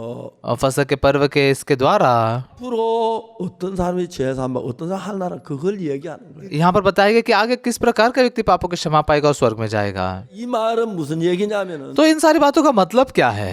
주님이 우리 죄를 위해 십자가에 못 박혀 죽었어요. यीशु मसीह हमारे पापों के लिए क्रूस पर मारा गया। 그날 애굽에 심판이 임하는데 तो इसलिए उस दिन मिस्र देश पर न्याय आने वाला था। 다니면 이제 장자를 죽이는데 हर घर में जाकर वो बड़े पहलौटों को मार रहे थे, 이제 뭐 어떤 집은 사냐야. लेकिन कौन से घर में पहलौटे बच जाते हैं? 혈주와 임방에 피를 바른 사람. जिस घर के दरवाजों के आंगन और चौखट पे खून लगाया हुआ है। 안 들었습니까? और वो खून कैसे बनाया गया है? 정육점에 피를 샀습니까? क्या उन्होंने जाकर खून कहीं से खरीदा है? नहीं, 이 대신 죽어서 उनके लिए मेमना मारा गया है। 죽어야 할 죄 대신에 जिस पापों के लिए मैंने मरना चाहिए, 대신 죽었어요. मेरे लिए वो मेमना मारा गया। 어린 양이 대신 죽어 피를 문설 임방에 발랐기 때문에 और वो मेमने का लहू जो है, जो मेरे लिए मरा, उसका लहू वहां पर लगाया गया है, इसलिए मेरे लिए न्याय खत्म हुआ। 죽을 필요가 없구나 अभी कोई मृत्यु देने की जरूरत नहीं, 하는 것이 इसलिए वो पार करके चला जाता है। इसका मतलब क्या है? 가르치는데 ये यीशु मसीह को, मेमने को दर्शाता है। 보고 말했습니다. एक दिन योना ने यीशु को देखकर कहा, 세상 죄를 지고하는 하나님의 어린 양이로다. देखो परमेश्वर का मेमना जो जगत के पाप उठा ले जाता है। 그걸 보고 하나님의 어린 양이라. यीशु को उसने परमेश्वर का मेमना कहा, 인간이 죽기 않기 위하여 क्योंकि मनुष्य को नहीं मरने के लिए 대신에 인간을 위해서 피를 흘리고 죽었기 때문에 ये मेमने ने लहू बहाकर हमारे लिए मारा गया।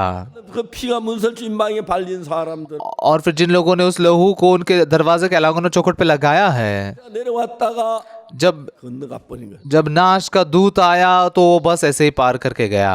가르치느냐면은 तो ये बात किस चीज को दर्शाती है? 어린 양은 예수 그리스도를 가리킵니다. ये मेमना जो है यीशु मसीह को दर्शाता है। 하지만 दूसरे शब्दों में फिर से कहूँ तो यूहन्ना ने कहा, 세상 죄를 지고하는 하나님의 어린 양이다. देखो परमेश्वर का मेमना जो जगत के पाप उठा ले जाता है। 예수님이 우리의 모든 죄를 대신해서 तो इसलिए यीशु मसीह हमारे सारे पापों के लिए हमारी जगह पर 못 박혀졌고 वो क्रूस पर मारा गया, 마음에 और हमारे मन में 피가 묻은 거예요. यीशु मसीह का लहू लगाया गया है। 피를 흘려 주은 그 피가 यीशु मसीह ने जो लहू बहाया, वो लहू 를 사했다는 증거가 되는 것입니다. मेरे पाप धोए गए हैं, इस बात का सबूत बन गया। 받다는 증거가 되는 것입니다. तो मेरे पापों के लिए उसने मेरे दंड को पाया है। 많은 기독교 지도자들이 लेकिन आज बहुत सारे क्रिश्चियन लीडर्स लोग 죄를 사는 예수의 피 외에 다른 방법이 없는데 हमारे पापों को धोने के लिए यीशु के लहू के अलावा दूसरा कोई तरीका नहीं है। हम अच्छे काम करेंगे या पश्चाताप करेंगे, प्रार्थना करेंगे, दान देंगे, 전도하면 सच में प्रचार करेंगे, या फिर रात भर प्रार्थना करेंगे, या फिर पहाड़ों की प्रार्थना करेंगे, 나고 이야기하고 있어요. तो फिर स्वर्ग में जाएंगे, ऐसा कहते हैं। 아닙니다. लेकिन ऐसा नहीं है। 하나님 이 성경을 통해서 가르치는 것은 परमेश्वर इस बाइबल के द्वारा क्या सिखाता है? 죽은 그 피를 문설주 엠방에 바른 것은 वो मेमने का जो लहू है, जैसे दरवाजे के चौखट और आंगनों पर लगाया गया, 망을 당했다. मतलब इस घर पर पहले ही मृत्यु आ चुकी है, 그래서 그 집은 넘어가는 겁니다. इसलिए उस घर को पार करके चले जाते हैं। 라고 하는 우리 집에 तो 왔다가 ये मैं नाम के इस घर में जब स्वर्गदूत आया, 어린 양의 피가 있습니다. मेरे मन में मेमने का लहू लगाया है। 멸망을 받고 죄 때문에 죽어야 하는데 मैंने नाश होना चाहिए, मैंने बर्बाद होना चाहिए, पाप के कारण मरना चाहिए, 십자가에 피를 흘리고 돌아가셨. लेकिन यीशु मसीह मेरे पापों के लिए क्रूस पर लहू बहाकर वो मारा गया, 이미 거의 다 씻어진 거야. और उसने मेरे सब लगभग सभी पाप को खत्म किया है, धोया है। 믿는 사람들은 इससे विश्वास करने वाले लोग, 예수님의 피를 간직하고 वे उनके मन में यीशु के लहू को लगाए हुए हैं। 나의 죄를 씻기는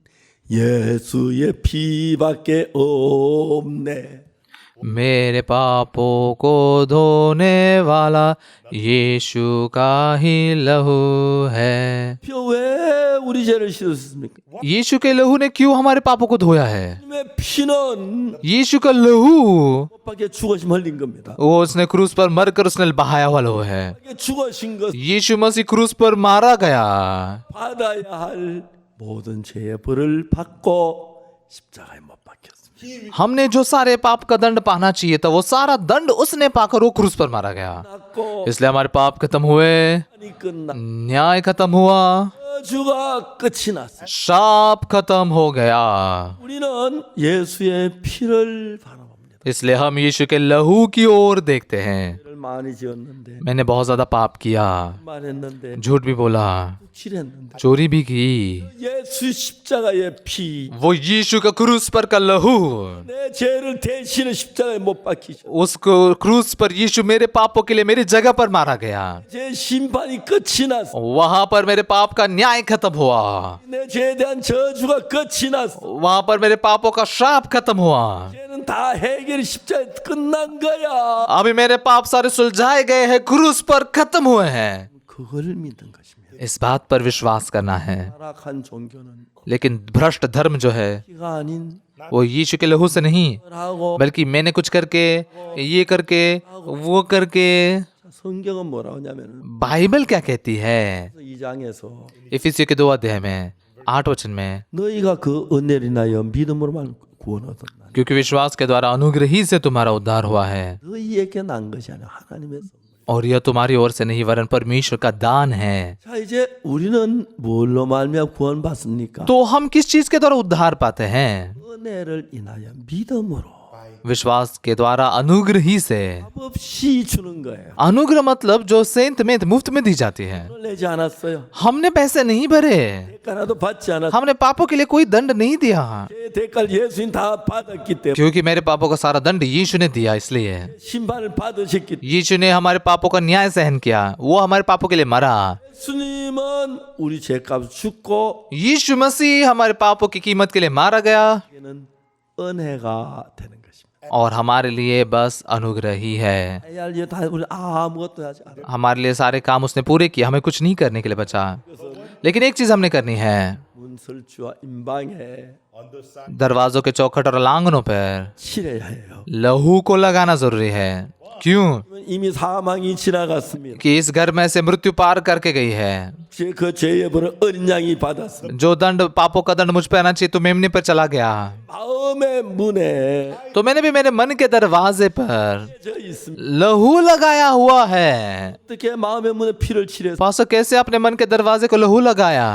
बहुत सरल है। 못봐 피 흘려 돌아가실 때에 जब यीशु मसीह क्रूस पर लहू बहाकर मारा गया, 죄를 대신 죽으셨고 वो मेरी पापों के लिए मेरी जगह पर मारा गया और उसने लहू बहाया। 성찬식 할 때 इसलिए जब हम प्रभु भोजन लेते हैं, 마십니다. हम दाखरस पीते हैं, 내 죄를 흘린 예수님의 피를 말하는 것이 ये यीशु मसीह के लहू को दर्शाता है जो उसने मेरे पापों के लिए बहाया, और वो खाते हैं। 진 예수님 지키신 그 살을 기념하기 और फिर जो हम रोटी खाते हैं वो यीशु मसीह के देह को दर्शाते हैं जो मेरे पापों के लिए फाड़ी गई। 내 심판은 तो मेरे पाप का न्याय 끝났어. क्रूस पर खत्म हो चुका है। 그걸 먹잖아. मैं ये रोटी खा रहा हूँ, 죄를 죽은 예수님의 살이야. ये रोटी यीशु मसीह का देह है जो मेरे पापों के लिए मारा गया।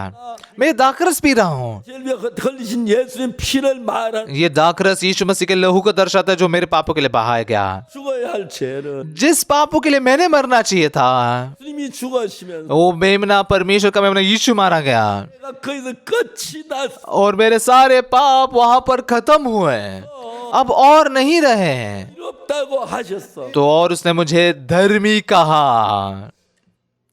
그걸 우리에게 알려주기 위해 ये बात हमें जानने देने के लिए 출애굽기 12장에서 निर्गमन के 12 अध्याय में 희망을 받을 이스라엘 사 ये इजराइल जिन्होंने नाश ही होना चाहिए था, 구원을 받는 거. उद्धार पाया। 제가 에스와티니에 갔었습니다.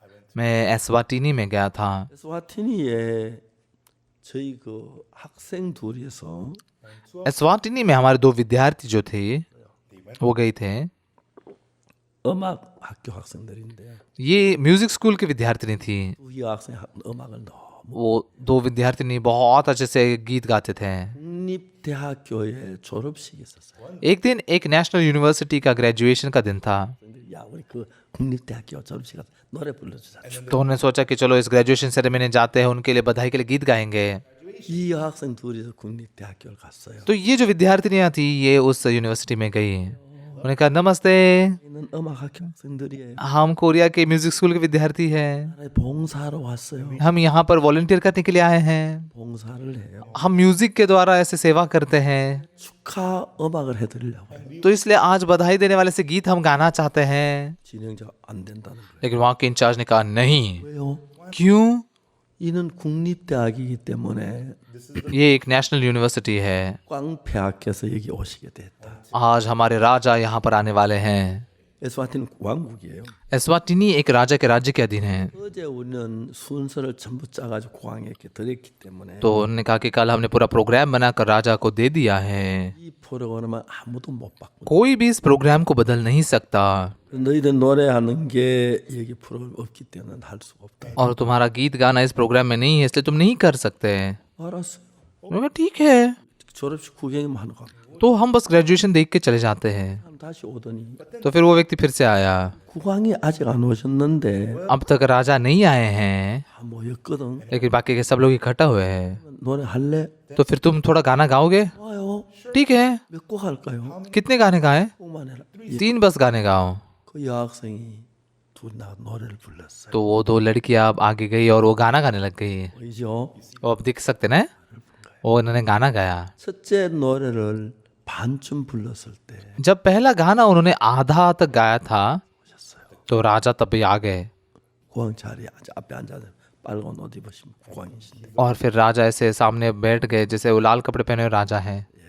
हाँ वो है, वो 이십니다. ये राजा है।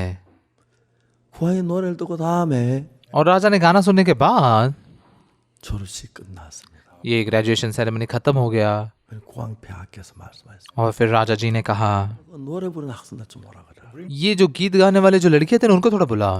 तो उनको बुलाया गया 국왕을 만나는 겁니다. और वो राजा से मिले। 너희 어디서 왔냐? तुम कहाँ से आए हो?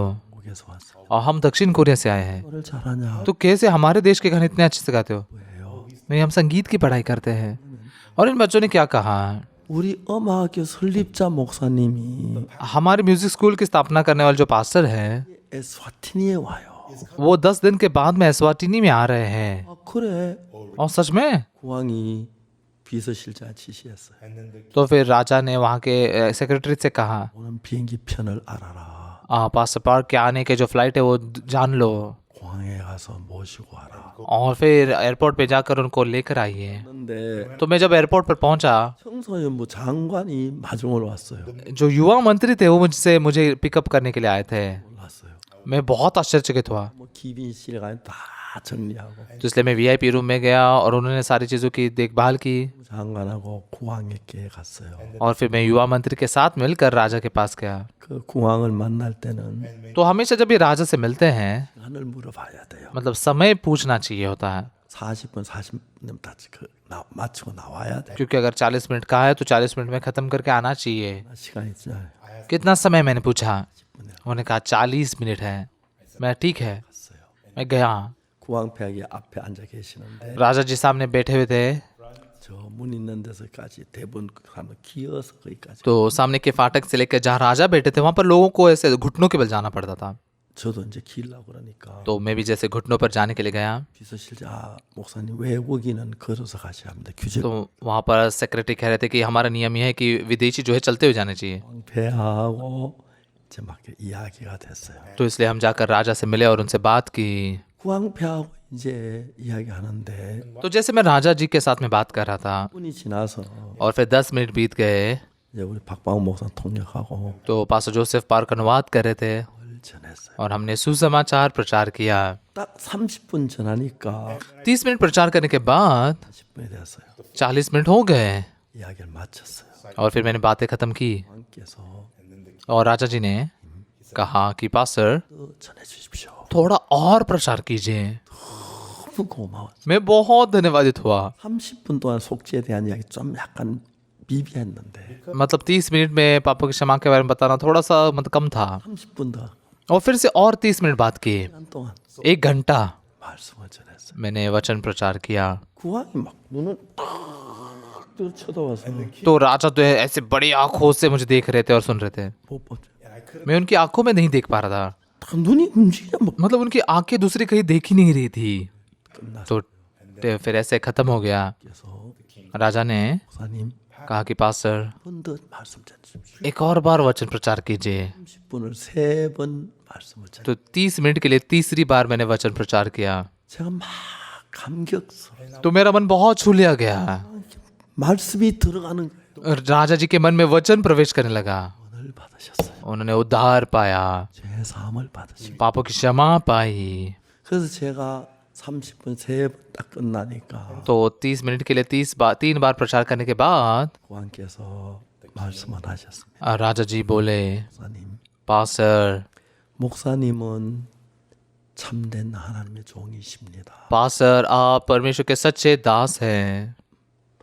제가 땅을 드리겠습니다. मैं आपको जमीन दूंगा, 여기다 IYF 센터를 지어세요. वहां पर आप IVF सेंटर बांधिए। 그래서 이제 정부로 땅을 얻었어요. तो इसलिए हमने वो सरकार से जमीन पाई, 그 시내는 아니고 약간 변두리인데 लेकिन वो शहर में नहीं थी, थोड़ी पहाड़ी इलाके में थी। 제가 고왕에게 말씀을 드렸어요. तो मैंने राजा जी से कहा, 우리 학생들은 차가 없기 때문에 हमारे विद्यार्थियों के पास गाड़ी नहीं है, 찾아오기 어려운데 तो इसलिए बाहर उनको जाना मुश्किल है। 중심부는 아니라도 시내에다 땅을 달라고 했어요. तो इसलिए शहर में अंदर ऐसे कोई जमीन दीजिए प्लीज। 거기는 정부 땅이 없었어요. असल में वहां पर सरकार की कोई जमीन नहीं थी, 개인 땅이 있는데 राजा की व्यक्तिगत जमीन थी। 땅을 15,000평을 주고 उन्होंने वहां पर 15 एकड़ जमीन हमें दे दी। 제가 가서 보니까 땅이 너무 좋아요. तो मैंने जब जाकर देखा वो जमीन बहुत अच्छी थी 너무 아름다웠어요. और वहाँ के पहाड़ बहुत सुंदर थे। 제가 이야기를 했어요. तो मैंने उनसे कहा,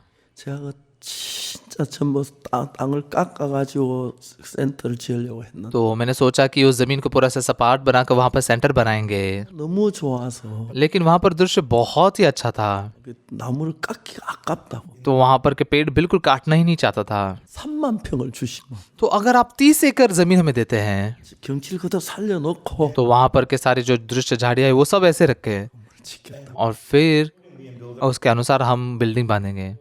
तो 3만 평을 주셨어요. राजा जी ने 30 एकड़ जमीन दी। 공사가 시작됐어요. अभी वहाँ पर काम शुरू हो चुका है। 좀 들긴 하지만 हाँ, हालांकि उसके लिए पैसे लगते हैं, 대학교 날 보고 목사님 집을 지으세요. लेकिन राजा ने कहा कि पास्टर आपका घर बांधिए, 지금 호텔에 주무시 목사님 집에 주무십시오. तो जब कभी आएंगे तो आप होटल पे नहीं आपके घर पर रहिए। 너무너무 비하는 거예요. वो बहुत ऐसे परवाह कर रहे थे। 한 번 이제 국왕 국모님이 삼성병원에 치료를 받으러 한국에 오셨는데 तो एक बार राजा जी उनकी माँ जो है कोरिया में सैमसंग अस्पताल में इलाज के लिए आए थे। 국모님이 오시는데 तो राजा जी उनकी माँ आई थी, 국원이 70명이에요. उनके साथ में 70 लोग आए थे।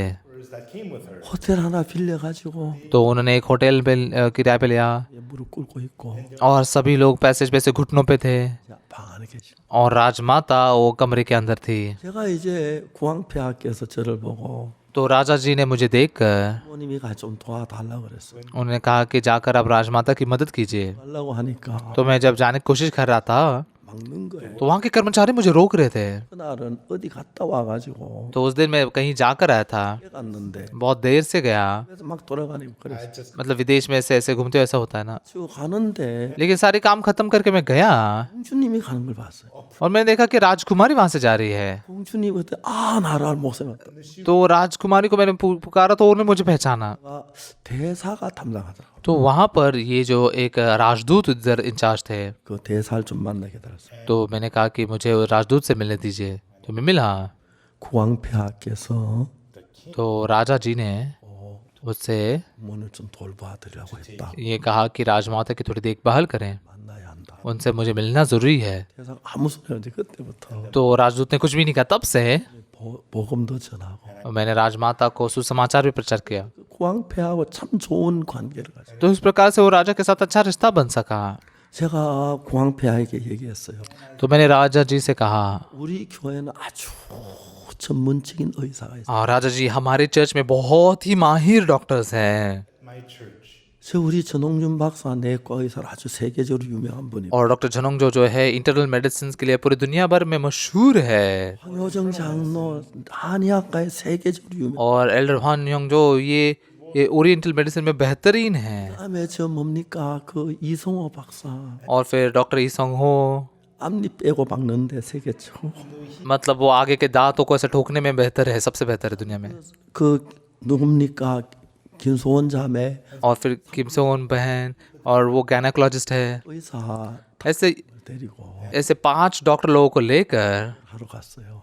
वहां पर उनके मेडिकल ट्रीटमेंट के लिए गए। 너무 기뻐하시고 राजा जी बहुत खुश हो गए। 왕실 가족들을 तो राजमहल में रहने वाले जो परिवार वाले हैं, 치료를 해줬어요. तो उन सब के लिए हमने इलाज किया। 하고 हमने ये काम 2 साल के लिए किया। 하는데 इस साल भी जाना था, 때문에 못 갔어요. लेकिन इस साल कोरोना की वजह से नहीं जा सके। 그냥 몸을 해놓고 저 황장면 보고 심맥 하락하고 तो राजा जी बस एल्डर हांग इनको कहते हैं, ये लीजिए मेरी पल्स देखिए, बिल्कुल एक जैसे दोस्त के जैसे बात करते हैं। 하는 것들을 제공해줘. और उन्होंने हमें बहुत सारी चीजें भी दी। 에스와티니 모든 교회 목사님들이 और एस्वाटिनी के सारे चर्चेस के जो पास्टर हैं, 구왕패가 그러시니까 वो राजा ऐसा कहते तो 듣고 उन्होंने भी सुसमाचार सुना। 목사님 와서 축하 메시지 간증했죠. 예. तो अभी थोड़े समय पहले हमने एक पास्टर की गवाही भी सुनी जो एस्वाटिनी से थे। 감사한 거예요. वो बहुत धन्यवाद बात है। 우리가 마음껏 일할 수 있도록 तो इसलिए हम जितना चाहे उतना काम कर सके, इसलिए 를 열어주는 거. उन्होंने सारे मार्ग खोल दिए।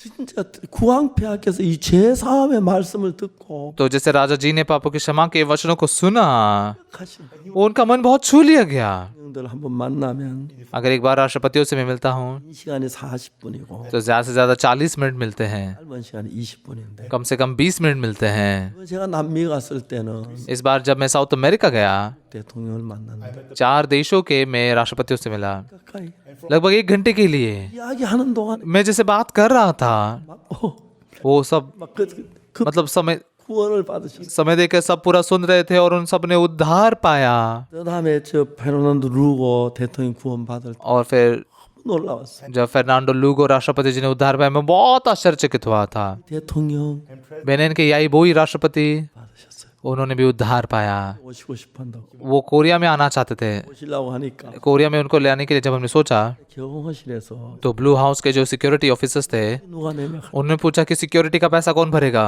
얼마 전에 이렇게 कितना पूछा, कितना होगा वो सिक्योरिटी पैसा। 270억인가 그러더라고요. तो उन्होंने कहा कुछ 2 करोड़ 70 लाख होगा। 대통령 갖고 오지 마십시오. मैंने कहा राष्ट्रपति से आप मत आइए, 하고 오십시오. आपका टर्म खत्म होने के बाद आइए, क्योंकि वो सिक्योरिटी के लिए पैसे भरने के पैसे नहीं है हमारे पास। 임기 끝나자마자 और जैसे राष्ट्रपति आई बोई उनका टर्म खत्म हुआ, 일주일도 안 따갔습니다. वो आकर 1 महीने एक हफ्ते के लिए यहाँ पर रह के गए हैं। 저 뭐야 파라과이 페르난도 루고 대통령도 और फिर पैराग्वाई के फर्नांडो लूगो राष्ट्रपति 몇 차례 우리를 방문했습니다. कई बार वो हमारे यहाँ पर आए 구원받고 너무 행복해하는 और वो उद्धार पाकर बहुत खुश हुए।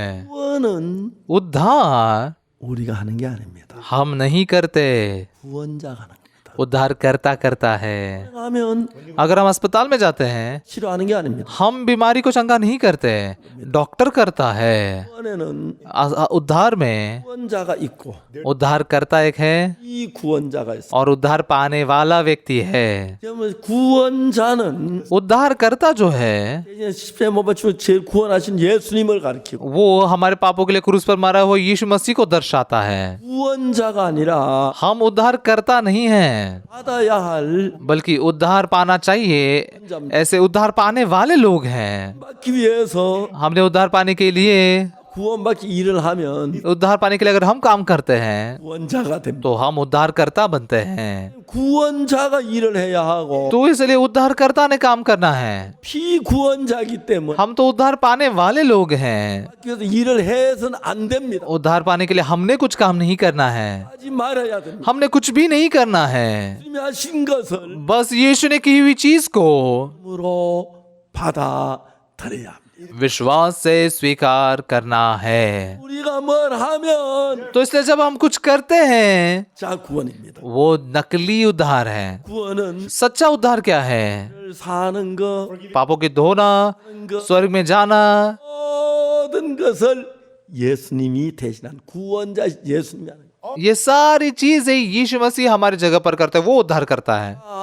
그 누가복음 저 10장에 강도 만난 자 이야기 그분이 하셨지요. तो अगर हम लूका के 10 अध्याय में डाकू से घिरे व्यक्ति की बात बारे में भी जब देखते हैं, 강도 만난 자 이야기 보면은 अगर इस कहानी को देखते हैं तो उसने क्या क्या है ये कहानी? 예루살렘에 저 사마리아 내려가 예루살렘에서 여리고로 내려가다가 तो एक व्यक्ति यरूशलेम से यरीहो की ओर जाते हुए 강도를 만났어요. डाकुओं से घिर जाता है और वो अधमरा बन जाता है। 피구원자입니다. उस व्यक्ति को उद्धार पाने वाला व्यक्ति कहते हैं। 어떤 사마리아에 여행하는 중에 एक सामरी उसकी यात्रा के दौरान 있습니다. और वहां पहुंच जाता है। 그게 보면 재밌는 게 तो यहाँ पर मजेदार बात क्या है? 어떤 사마리아인은 परंतु एक सामरी 이제 거기를 यात्री वहां आ निकला 불쌍히 여겨 और उसे देखकर तरस खाया। 가까이 가서 उसके पास आकर 포도주를 그 상처에 붓고 उसके घाव पर तेल और दाखरस डालकर पट्टियां बांधी 세상에 태워 और अपनी सवारी पर चढ़ाकर 가서 सराय में ले गया 도와주고 और उसकी सेवा टहल की। और दूसरे दिन 나리온 돈을 내주고 उसने 2 दिन निकाल कर सराय के मालिक को दिए 이 사람을 돌봐줘라. और कहा इसकी सेवा टहल करना, 그러면 और जो कुछ तेरा और लगेगा वो मैं लौटने पर भर दूंगा। 재밌는 이야기는 तो यहाँ पर मजेदार बात क्या है? 구원자가 있고 피구원자가 있는데 उद्धार करता एक है और उद्धार पाने वाला एक है। 우리를 구원한 자는 구원하신 분 예수님 그분은 구원자시고 हमें उद्धार देने वाला यीशु वो उद्धार करता है 우리는 피구원자입니다. और हम उद्धार पाने वाले लोग हैं। 그게 성경에 너무 재밌는 게 뭐냐면 तो यहाँ पर बाइबल में मजेदार बात क्या है? 성경은 아주 정확하게 기록이 됐어요. बाइबल बहुत सटीकता से लिखी गई है। 그래서 무슨 इ야기가 나옵니까? इसलिए क्या लिखा है वहां पर? 구원자 대신 사마리아인이 일어나는 것입니다. तो इसलिए उद्धारकर्ता के तौर पर यह सामरी काम करता है 피구원자인 강도 만난 자는 और उद्धार पाने वाला ये डाकुओं से घिरा व्यक्ति 아무것도 안 합니다. वो कुछ भी नहीं करता। 알겠습니까? समझ में आया क्या? 우리는 피구원자예요. हम उद्धार पाने वाले लोग हैं। 강도 만난 자. हम डाकुओं से घिरे व्यक्ति हैं। 잘못된 기독교는 आज जो गलत मसीहत है 그걸 해야 한다고. उसमें लोग कहते हैं कि हमने कुछ करना है, 금을 내야 한다. हमने दान देना है, 많이 해야 한다. हमने प्रार्थना करनी है। नहीं, 구원은 उद्धार 하는 게 아닙니다. हम नहीं करते। 우리는 절대 하면 안 됩니다. हम बिल्कुल भी नहीं करना चाहिए हमने। 양에서 इफिसियों के 2 अध्याय में, 은혜를 나여 믿음으로 말하면 구원을 얻었나니 क्योंकि विश्वास के द्वारा अनुग्रह ही से तुम्हारा उद्धार हुआ है 너희에게 난 것이 아니라 और यह तुम्हारी ओर से नहीं 선물이라. वरन परमेश्वर का दान है। 냅니까? दान पाने के लिए कुछ पैसे देते नहीं। 그다음 뭐라고 했는데 और फिर क्या लिखा है? 위에서 난 것이 아니니 और न कर्मों के कारण 든지 자랑치 못하게 하는 거예요. ऐसा ना हो कि कोई घमंड करे। 구원은 우리가 일하면 구원이 안 됩니다. उद्धार में अगर हम काम करते हैं तो उद्धार नहीं है। 사는 모든 과정을 पापों की क्षमा की सारी प्रक्रिया 그분이 하셨습니다. यीशु ने खुद की है। 그래서 여러분 우리는 많은 사람들이 이야기합니다. तो बहुत सारे लोग क्या कहते हैं? 사마리아인처럼 해야 한다고. हमने अच्छे सामरी के समान करना चाहिए। नहीं, इसका अर्थ नहीं लगता।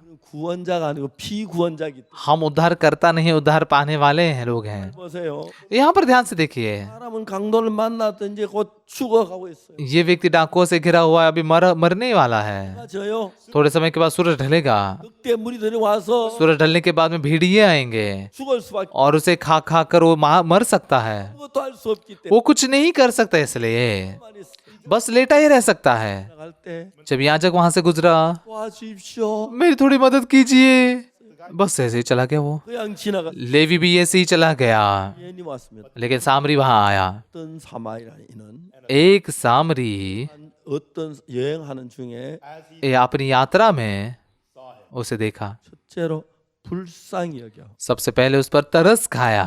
가까이 가서 उसके पास आकर 을 붓고 उसके घाव पर तेल और दाखरस डाला 하고 पट्टियां बांधी 이 짐승에 태워 और अपनी सवारी पर चढ़ाकर 또 가서 सराय में ले गया 도와주고 और उसकी सेवा टहल की। 데나리온 둘을 내어 주막 주인에게 주면 दूसरे दिन उसने 2 दिनार निकालकर सराय के मालिक को दिए 도와주라. और कहा इसकी सेवा टहल करना 올 때 갚으리라. और जो कुछ तेरा और लगेगा वो मैं लौटने पर भर दूंगा। 일을 했습니다. 10 चीजें उसने की। 이게 강도 만난 장은 아무것도 없어. उसमें वो डाकू से घिरे व्यक्ति ने कुछ भी नहीं किया। 우리가 구원은 죄에서 사함을 받는 걸 가르쳐 말하는. उद्धार मतलब पापों की क्षमा पाना। 죄에서 사함 받기 위하여 पापों की क्षमा पाने के लिए 해야 할 일은 하나도 없습니다. हमारे लिए करने के लिए कुछ भी काम नहीं है। 우리가 해서 죄 사함을 받으면 अगर हम कुछ करके उद्धार पापों की क्षमा पाते हैं 은혜가 아닙니다. तो फिर वो अनुग्रह नहीं है। 아무것도 하지 말아요. हमने कुछ भी नहीं करना है, बस 예수님이 यीशु ने 해서 क्रूस पर 모든 죄를 मेरे सारे पापों को 가게 산 것을 परिपूर्ण रूप से धोया है। 마음으로 믿는 것 그뿐입니다. इसे बस मन से विश्वास करना है, इतना ही। 믿는 것이지 मन में विश्वास करना है, 이게 아닙니다. ये कर्म नहीं है, 이가 아닙니다. काम नहीं है, 해야 되는 게 아니라는 거죠. हमारे कुछ करने से नहीं होता। तो 출애굽기 12장에서 निर्गमन के 12 अध्याय में 꼴죄를 관한 이야기에서 फसह के पर्व की इस कहानी में 구원받은 뭘 했습니까? उद्धार पाए हुए लोगों ने क्या किया? 아무것도 하지 않아. कुछ भी नहीं किया। 그들은 아무것도 하지 않았어. उन्होंने कुछ भी नहीं किया। 양이 죽어서 मेमना मारा गया 문 설조 임방에 박. और उसका लहू दरवाजे के चौखट और लांगनों पे लगाया गया। 피를 보고 तो उस मेमने के लहू को देखकर वो पार चले गए। 천사 그냥 지나고 और दूध बस ऐसे ही पार चले गए। वो पार गए। 우리 마음에 हमारे मन में 피가 있습니다.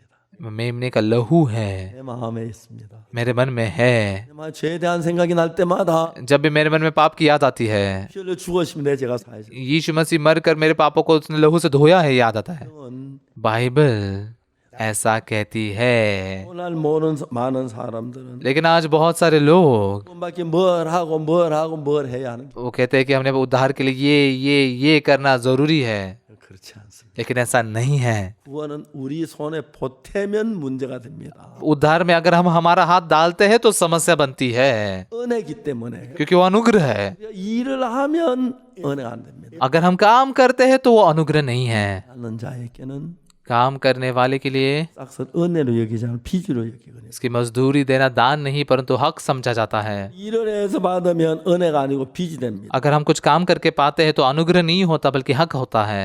아니할지라도 परंतु जो काम नहीं करता, 아니한 자를 वरन भक्तिहीन को 그를 믿는 자는 धर्मी ठहराने वाले पर विश्वास करता है, 믿음을 의로 여기신다. उसका विश्वास उसके लिए धार्मिकता गिना जाता है। 아멘. आमेन। 우리가 해야 할 건 हमें क्या करना है? 십자가에 못 박혀 죽으시면 우리의 모든 죄벌을 다 받으셨기 때문에 यीशु मसीह क्रूस पर मारा गया और हमारे सारे पापों का दंड उसने पाया है। 해야 할 일 하나도 없습니다. तो हमें करने के लिए कुछ भी काम नहीं रहा। 하게 십자가에서 परिपूर्ण रूप से क्रूस पर 면서 उसने लहू बहाते हुए 다 씻었습니다. हमारे सारे पापों को धो दिया है, सर्वदा के लिए। 이제 다시는 기억지 않는다고 그랬어요. और परमेश्वर कहता है कि वो हमारे पापों को फिर स्मरण नहीं करता। 이제 우리는 한국 기도 전 세계 기독교가 변해야 합니다. तो इसलिए अभी पूरी दुनिया भर के क्रिश्चियनिटी ने बदलना जरूरी है। 하는 게 우리가 뭘 하고 뭘 해 우리가 해서 구원을 받으려고 하는. अब तक बहुत सारे लोग खुद कुछ करके ये करके वो करके उद्धार पाने की कोशिश कर रहे थे।